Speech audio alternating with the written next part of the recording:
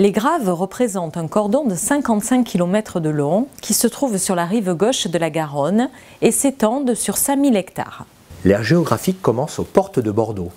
Elle englobe la ville et s'étend au sud jusqu'à Langon. Et d'ailleurs, depuis le XIIe siècle, ce combat ville-vignoble n'a jamais cessé. Les Graves sont protégés des vents de l'Atlantique par l'immense forêt des Landes.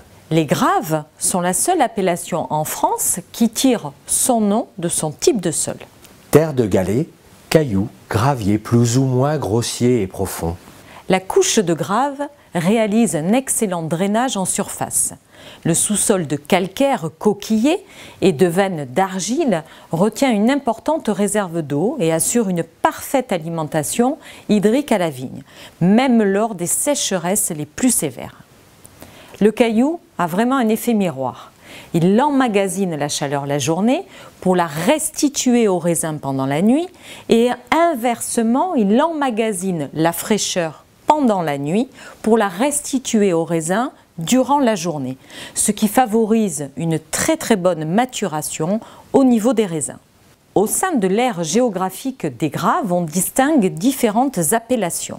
L'AOC Grave, l'AOC Grave supérieure, seulement réservée aux vins liquoreux et moelleux, et l'appellation Pessac-Léognan, officialisée par un décret-loi de 1987 et qui s'étend sur 10 communes autour de Bordeaux, dans laquelle se retrouvent les crus classés, qui sont au nombre de 16, classés en 1959, et Aubryon, qui lui a été classé en 1855.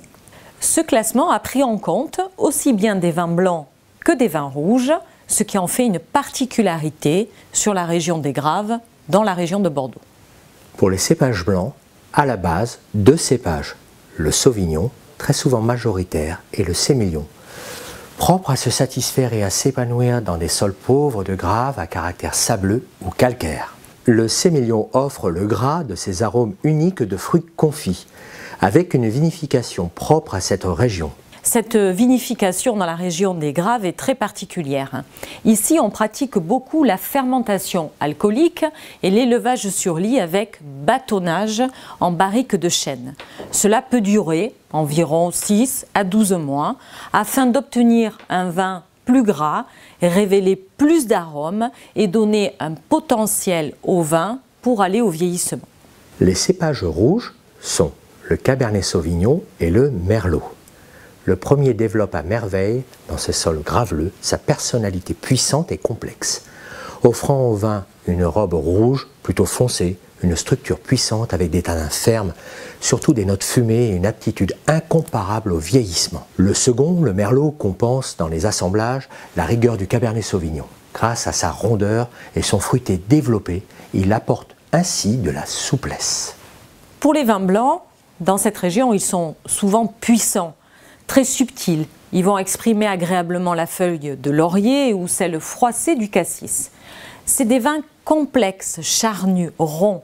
On peut dire qu'ils ont de la sucrosité sans sucre. Bien que très secs, ils sont ronds en bouche et d'une grande persistance aromatique. En accord sur table, on peut les proposer notamment avec quelques zakouskis à l'apéritif, en début de repas, avec des fruits de mer, des crustacés, des gambas, quelques diverses entrées, avec les poissons et viandes blanches pour les vins arrivés à maturité, avec les fromages secs, avec les vins vieux et bouquetés. Pour les vins rouges, on trouve des vins avec une bouche charnue, de l'épaisseur, des tanins généralement bien mûrs, concentrés. Parfois austères dans leur jeunesse, ils s'assouplissent en prenant de l'âge. Les tanins de fruits se fondent avec ceux du chêne, apportant de la rondeur, du moelleux, beaucoup de gras et de saveurs épicées. Généralement, ces vins finissent tout en longueur avec une belle souplesse et une grande richesse veloutée. Sur table, pour les vins rouges, ils s'accordent à merveille sur toutes les viandes. Localement, le bœuf de Bazas, les gibiers, le foie gras. Les vins plus vieux craignent les sauces trop épicées, alors que dans leur jeunesse, ils s'en accommodent très bien.